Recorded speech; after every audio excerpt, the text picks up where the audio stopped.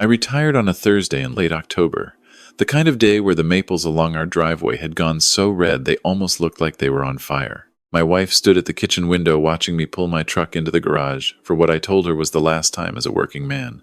And when I walked through the back door, she handed me a mug of coffee and just smiled. 41 years in the trades, and the only thing I wanted was right there in that kitchen in Barrie, Ontario. That was 3 years ago. I want you to remember that moment, because everything I'm about to tell you happened because I thought life had finally settled into something peaceful. I was wrong. My wife and I built our home ourselves. Not a metaphor, I mean we literally built it. I poured the foundation in the summer of 1991 with 2 friends and my own father-in-law, who drove 4 hours from Sudbury with a bad back and still refused to let anyone else operate the cement mixer. The house sits on 2 acres just north of town, backs onto a woodlot, has a wraparound porch my wife picked out of a magazine and made me recreate board by board. We raised our son and our daughter inside those walls. When our son got married 6 years ago, we hosted the rehearsal dinner in our backyard. My wife cooked for 2 days straight. She set out the good china, the stuff her mother left her, and she didn't complain once about the work. That is the kind of woman she is. I need you to understand that too. Our son's wife had always been polite to us in the way that a person is polite to someone they don't particularly like but need to tolerate. Nothing you could point to directly. She remembered birthdays. She said thank you. She showed up at Christmas with wine and a smile. But there was something underneath it that I could never quite name. My wife felt it too. We talked about it once, quietly, after a family dinner, and she said something I've never forgotten. She said, "She's measuring everything in that house. Every time she visits, her eyes go to the walls, the floors, the land. She's not admiring it. She's calculating it." I told my wife she was being unfair. I told her that twice. I was wrong both times. My son had been struggling financially for a couple of years. He worked in sales, commission-based, and the market had been hard on him. I knew about some debt. He'd mentioned it in a vague, embarrassed way, the way men in their 30s mention money trouble to their fathers, quickly and quietly, hoping you'll drop it. I had offered to help twice, and he'd turned me down both times, said he had it handled. I respected that. I still do, in a way, even now. I wish I'd pushed harder. I wish I'd asked more questions. But I thought it was his life and his pride and his business to manage, and I stepped back the way I thought a decent father should. That was my mistake. It was a Tuesday in March when I drove back from the city, earlier than expected. I'd gone down to visit an old colleague who was in the hospital recovering from hip surgery, and the visit ended sooner than planned because he was tired and needed rest. I hadn't told my wife I was coming home. I liked surprising her. Small thing. Stupid reason. In 32 years of marriage, I had turned the surprise arrival into a habit because her face always changed when she saw me walk through a door she wasn't expecting me to walk through. Even after all that time, even at 63 years old, she'd look up and her whole face would do something that made me feel like the luckiest man in the province. So I didn't call ahead. I just drove home. I pulled into the driveway and noticed 2 cars I didn't recognize parked in front of the garage. One was a newer SUV, dark gray, Alberta plates. I sat in my truck for a moment thinking maybe my wife had company, neighbors maybe, book club. I went in through the side door, the one off the mudroom, because I was wearing work boots from earlier that morning and I didn't want to track mud through the front hall. The mudroom connects to the kitchen. I heard voices before I saw anything. My daughter-in-law's voice first, sharp, certain, saying something about a timeline, something about spring. Then a man's voice I didn't know, measured and businesslike. Then my son, laughing. Easy, relaxed, the kind of laugh you make when a deal is going your way. I stepped into the kitchen doorway and stood there for a moment without anyone seeing me.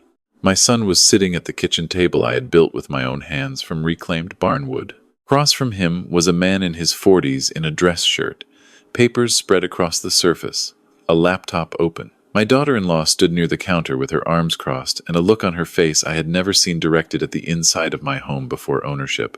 Not belonging. Ownership. Like she was already redecorating in her mind. My wife was not in the kitchen. I didn't say anything. I backed out through the mudroom and went around to the front of the house, let myself in through the front door quietly, and found my wife sitting in the living room in her chair by the window. She had a tissue in her hand. Her eyes were red.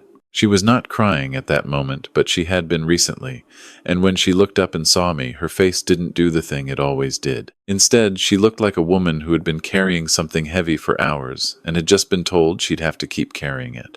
I crossed the room and crouched down next to her chair and took her hands. I didn't ask what was wrong. I waited. She told me they had arrived 2 hours earlier, that her daughter-in-law had called that morning and said they needed to stop by, that it was important, family business. She told me the man with the laptop was someone her daughter-in-law had brought a real estate consultant, though no one had explained to her why a real estate consultant needed to be in her kitchen. She told me that her daughter-in-law had placed a document on the kitchen table and told her she needed to sign it, a transfer of property agreement, our home, our 2 acres, to be put into my son and daughter-in-law's names. Her daughter-in-law had called it an estate planning measure. She said it would protect the family, protect the property, make things simpler when the time came. My wife told her she needed to wait for me before signing anything. Her daughter-in-law told her I already knew, that I had agreed, that I had asked them to come and handle it while I was away so my wife wouldn't be upset by a big discussion. My wife looked at me when she said that last part.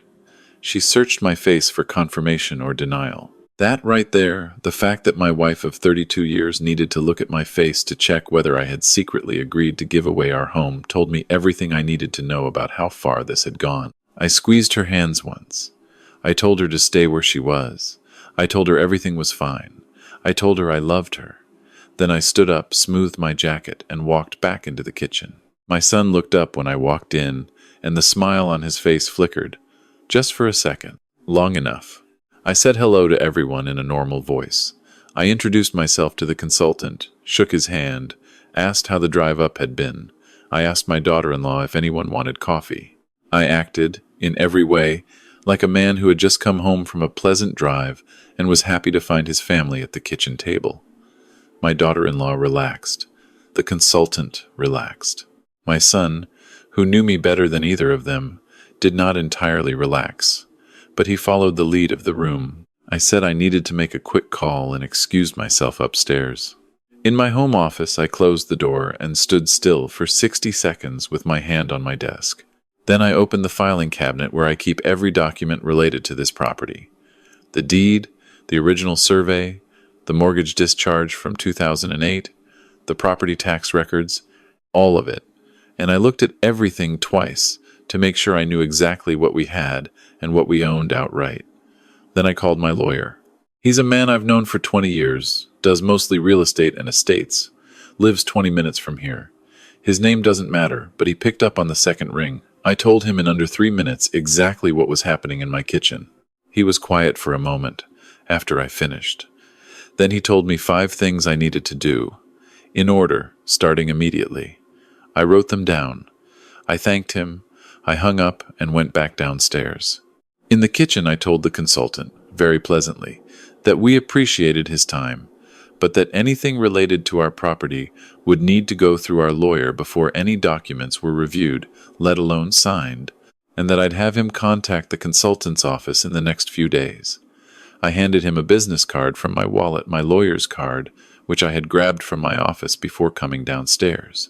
The consultant looked at my daughter-in-law. She looked at my son. My son looked at me.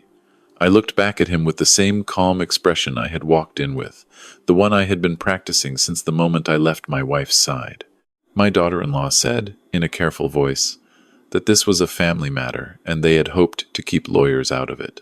I told her, equally carefully, that our family had always worked with professionals when it came to important decisions, that this wasn't personal, that I was looking forward to getting everything sorted out properly. Then I walked them all to the door. After they left, I sat at the kitchen table for a long time before going back to my wife. What my lawyer told me over the following 2 days changed everything I thought I understood about the situation.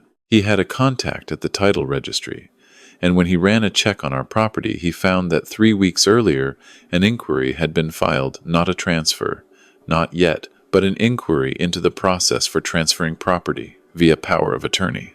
Someone had been researching whether, if a property owner granted power of attorney to a family member, That family member could initiate a transfer without the owner being present at signing. My wife had not granted anyone power of attorney. I had not. But the inquiry had been filed with our address and our names. My lawyer told me this was likely the preparatory work, someone testing the process before approaching us directly, which meant the visit from my daughter-in-law and the consultant wasn't the beginning of this plan. It was several steps in. Then he told me the second thing. A colleague of his who handled estate documents had been contacted, he wouldn't say how, and had seen a document not signed, not completed, but drafted that appeared to be a power of attorney form with my wife's name on it. The form had not been submitted anywhere, but it existed. I drove home that evening and I sat in the truck in the garage for 15 minutes before going inside because I didn't want my wife to see my face before I had control of it again. I had spent 41 years working with my hands. I know how to be patient with a job that requires it.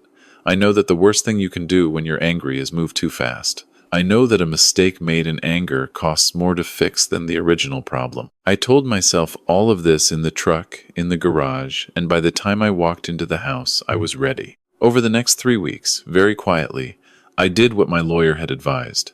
We reviewed and updated both our wills. We formalized our own power of attorney designations properly.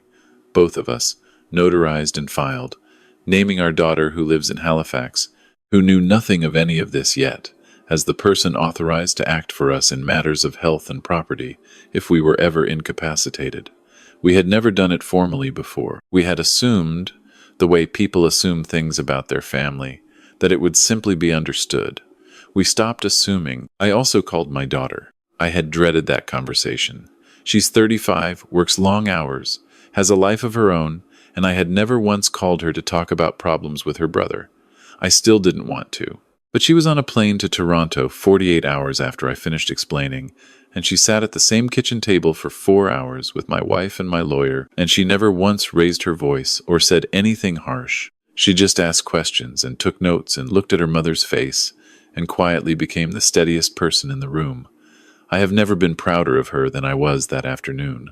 My son called me the week after the kitchen visit. He was friendly, casual, asked how I was doing, mentioned the weather had finally broken. He did not mention the visit, the consultant, the documents. Neither did I. I asked about his work.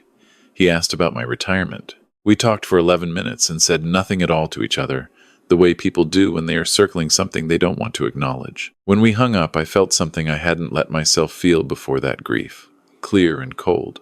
For the son I had thought I knew. What broke the whole thing open was a phone call my wife received in late April from a woman she had never met. The woman identified herself as someone who had worked briefly at an office that handled document preparation services, the kind of place that helps people draft basic legal forms. She had left the job recently and had thought about making this call for several weeks before doing it. She told my wife that a woman matching my daughter-in-law's description, she had seen a photo of her, she explained, in the context of the situation, had come into the office 3 months earlier and had asked about the process for preparing a power of attorney document. She had returned twice more. On her last visit, she had provided names, dates of birth, and an address. She had requested a draft. The woman on the phone said she had grown up with a grandmother who had been financially exploited by a family member. She said she had recognized the pattern. She said she was sorry she hadn't called sooner.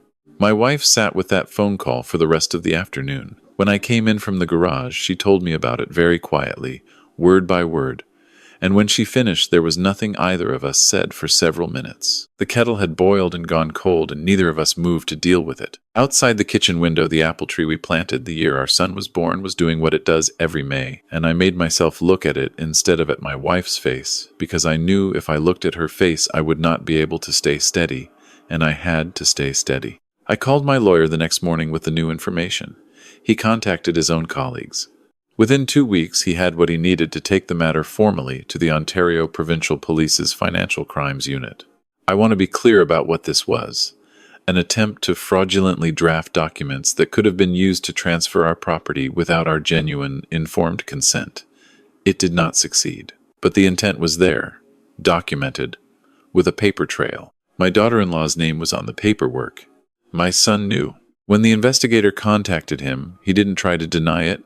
He sat across the table from a police officer and a lawyer in a room I was not in, and he told them that it had been his wife's idea, but that he had known about it and had not stopped it. He said he had been drowning in debt. He said he had convinced himself they would pay it back somehow. He said he was sorry. The investigator called me afterward and relayed this. I listened to every word. I thanked him and hung up and went and stood on the back porch and looked at the woodlot until I could hear myself think. I had a decision to make. My lawyer laid it out carefully. We could press for the fullest possible consequences, which, at this point, could include fraud charges for my daughter-in-law and potentially for my son as an accessory, with real possibility of criminal records and fines, possibly worse. Or we could pursue a civil path, which would not result in criminal records but would include legally binding financial consequences and a formal, documented cease and desist from any further action against our property. He did not tell me what to do. He told me both options were available, and that whatever I decided, he would carry out professionally and completely. I sat with it for 3 days. I talked to my wife, who said what she always says when I bring her a hard question. She asked me what I would need to live with myself in 10 years. I talked to my daughter, who was still staying with us, who told me she would support whatever I decided, but that she needed me to know she would never forget what her brother had allowed to happen to her mother in this house. I walked around my property twice on a cold morning and thought about my own father and what he would have done. My father was not a forgiving man, but he was a just one, and the difference between those two things is something I have spent 63 years trying to understand. I called my son, not a text, not through lawyers. I called him myself and I told him I needed him to come to the house alone. He showed up on a Saturday morning. He sat at the kitchen table, and he looked like a man who hadn't been sleeping well, which he probably hadn't. I put coffee in front of him and sat across from him, and I told him everything we knew, all of it. The inquiry at the title registry, the document preparation office, the drafted power of attorney, the investigator, what his wife had done and what he had allowed. I told it all to him without raising my voice once, which was one of the hardest things I have ever done, and when I finished, he put his head in his hands and he didn't move for a long time. When he looked up, his face was the face of my son at 9 years old, who had broken the neighbor's fence with a hockey puck and had to walk over to apologize. The same fundamental expression, shame, and under the shame, something real. I knew that face. I had been watching it for 36 years. He didn't make excuses. He apologized to me. I told him I would hear his apology to his mother in person that day, and he nodded. He asked about his wife. I told him I had no control over what she chose to do, but that the civil proceedings would move forward regardless, and that the financial penalties would be real and significant and would come out of their household, not mine. He nodded again. He asked if I would ever trust him again. I told him I honestly didn't know yet, and that the honest answer was the only one I was prepared to give him. He apologized to his mother for 40 minutes. I sat in the other room and gave them privacy. My daughter sat with me and didn't say a word. When my wife came out, her eyes were swollen, but she had the tissue folded neatly in her hand, the way she does when she's decided to be all right. My daughter-in-law's lawyer contacted ours, and they reached a settlement. Financial restitution covering all legal costs we had incurred, a formal legal agreement prohibiting any future claims or actions related to our property without our explicit written consent, and a letter of acknowledgement, not quite an apology, not quite an admission, written in the careful language that lawyers write things in, but real enough to matter. She and my son separated 6 months later. I won't say I was surprised. My son took a job in Calgary in the fall. We speak every 2 or 3 weeks. He is working hard and paying down his debts himself, which is what I would have wanted for him anyway. It's slow. We are slow. There are things between us that are in a different place now than they were, and maybe they'll find their way back, and maybe they won't entirely. Some doors close, and the room on the other side of them is different than it used to be. But we are talking, and he is trying. For now, that is where we are, and I am choosing to believe it's a beginning.